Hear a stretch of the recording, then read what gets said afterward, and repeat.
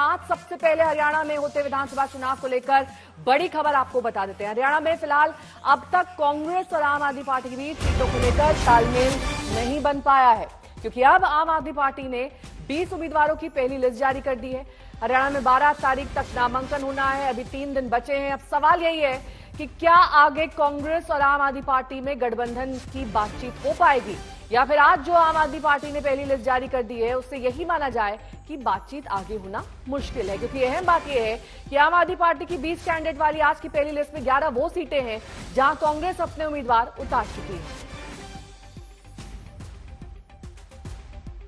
पंकज जैन जुड़ गए हैं तमाम जानकारी के साथ। पंकज, बातचीत का स्कोप बचा हुआ है या फिर आज लिस्ट जारी होने के बाद तमाम कयासों पर विराम लगा दिया जाए?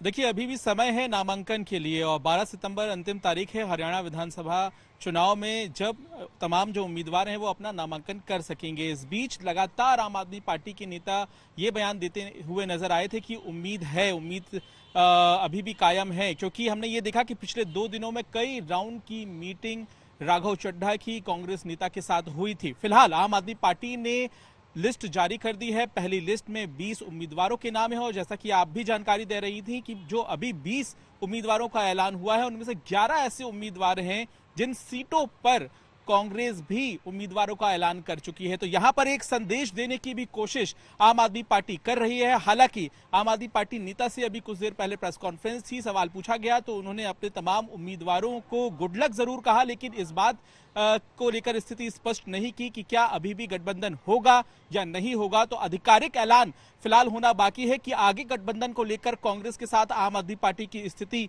क्या रहेगी। लेकिन इस लिस्ट को घोषित करके कहीं ना कहीं आम आदमी पार्टी ये संदेश देने की भी कोशिश कर रही है कि आगे जो रास्ता है वो साफ नहीं रह सकता है, क्योंकि आज सुबह ही जो हरियाणा प्रदेश के अध्यक्ष बीच बड़ी खबर आपको बता दें, कांग्रेस सिर्फ 3 सीटें देने को राजी हुई है, जबकि आम आदमी पार्टी ने 10 सीटों की मांग की थी। हालांकि पहले ये कहा जा रहा था कि कांग्रेस 7 सीटों पर राजी हो सकती है, लेकिन अब वो बात 3 पर आकर सिमट गई है। कांग्रेस 3 सीट से ज्यादा देने को तैयार नहीं। सूत्रों के हवाले से ये खबर आ रही है।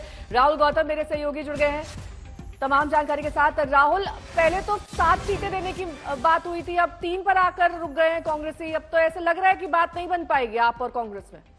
बिल्कुल, देखिए, कांग्रेस की तरफ से ये दावा किया जा रहा है कि आम आदमी पार्टी के द्वारा डबल डिजिट के अंदर सीट मांगी जा रही थी, यानी 10 से ज्यादा सीटों पर वो दावा कर रहे थे, लेकिन कांग्रेस पार्टी 3 से ज्यादा सीट देने के लिए तैयार नहीं थी। और अब जानकारी ये निकल कर आ रही है क्योंकि अब 11 उन सीटों पर भी उम्मीदवार घोषित कर दिए गए हैं आम आदमी पार्टी के द्वारा जहां पर कांग्रेस पार्टी पहले ही उम्मीदवार दे चुकी है।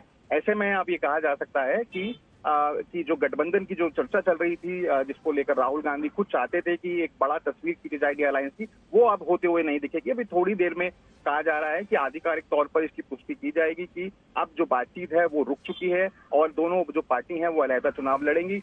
लेकिन इसमें एक बात जो सबसे इम्पोर्टेंट है वो ये है कि कांग्रेस पार्टी को ये डर था कि अगर ज्यादा सीट आम आदमी पार्टी को दे दी जाएंगी तो आम आदमी पार्टी ना सिर्फ वहां पर एक विकल्प के तौर पर उभर कर आएगी, बल्कि लेकिन वोट कटने का भी तो डर था, इसी के चलते तो गठबंधन किया जा रहा था।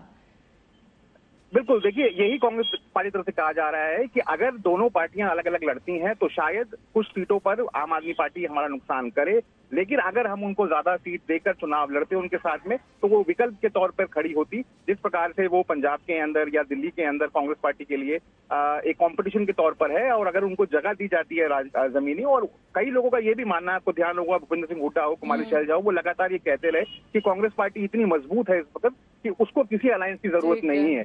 तो कुल मिलाकर अब ये कह सकते हैं कि जो इंडिया अलायंस की जो बात हो रही थी वो अब हमको शायद देखने को नहीं मिलेगा और कांग्रेस पार्टी और आम आदमी पार्टी अलग अलग चुनाव लड़ेंगे। ठीक है, अब गठबंधन के आसार कम होते जा रहे हैं। राहुल गौतम, बहुत बहुत शुक्रिया इस तमाम जानकारी के लिए आपका।